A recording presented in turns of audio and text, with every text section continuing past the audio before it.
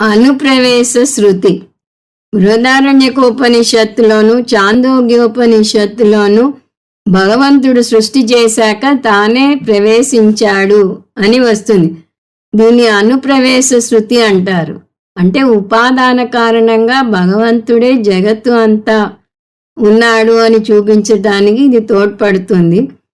ఇక్కడ వచ్చిన వాక్యం స ఏష ఇహ ప్రవిష్టః. సహా అంటే పరమాత్మ. పరమాత్మ సృష్టి చేశాక తనే అందులోకి అనుప్రవేశం చేశాడు అని దాని అర్థం. బ్రహ్మ అనుప్రవేశం చేశాడు అంటే శరీరంలో ఎంత మేరకు ఉన్నాడు అనే సందేహం వస్తుంది వెంటనే. శరీరం మొత్తం గోరు వరకు ఉన్నాడు అంటే శరీరం అంతటా ఉన్నాడు. గోటి చివర చైతన్యం లేదు, అందువల్ల అది శరీరం సరిహద్దులను సూచిస్తుంది.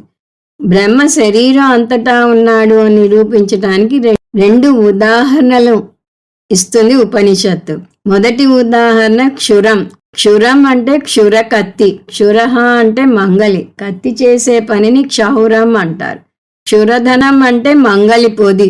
వేదాంత సారాన్ని చెప్పడానికి మంగలి పొదిని ఉదాహరణగా తీసుకుంది ఉపనిషత్తు. క్షురకత్తి ఎలా మంగలి పొదిలో ఉందో అలాగే ఆత్మ పొదిలో ఉంది. ఆత్మ పొది మన శరీరం. రెండవ ఉదాహరణ విశ్వంభరః. విశ్వంభరుడు అంటే ఇక్కడ అగ్ని. ఆత్మ అగ్నిలో ఉంది. అగ్ని శాస్త్రం ప్రకారం అరణి చెక్కలో ఉంది. యజ్ఞాలలో అరణి చెక్క నుంచి నిప్పు రాజేస్తారు. అరణి మదనం చేస్తే అగ్ని పుడుతుంది కాబట్టి అరణిలో అగ్ని అవ్యక్త స్థితిలో ఉంది. అరణి చెక్కలో అగ్ని ఉన్నట్టుగా క్షురకత్తి మంగలి పొదిలో ఉన్నట్టుగా పరమాత్మ సాక్షి చైతన్యంగా జీవుని శరీరంలో ఉన్నాడు. శంకర్ల వారి రెండు ఉదాహరణల మధ్య చిన్న సూక్ష్మ భేదాన్ని కూడా చెప్తారు. మంగళి పొదిలో క్షురకత్తి ఉంది అంటే అది ఆ సంచి అంతటా లేదు.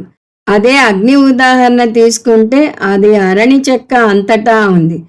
శరీరంలో ఆత్మ రెండు రూపాల్లో ఉంది, విశేష వృత్తిగా, సామాన్య వృత్తిగా.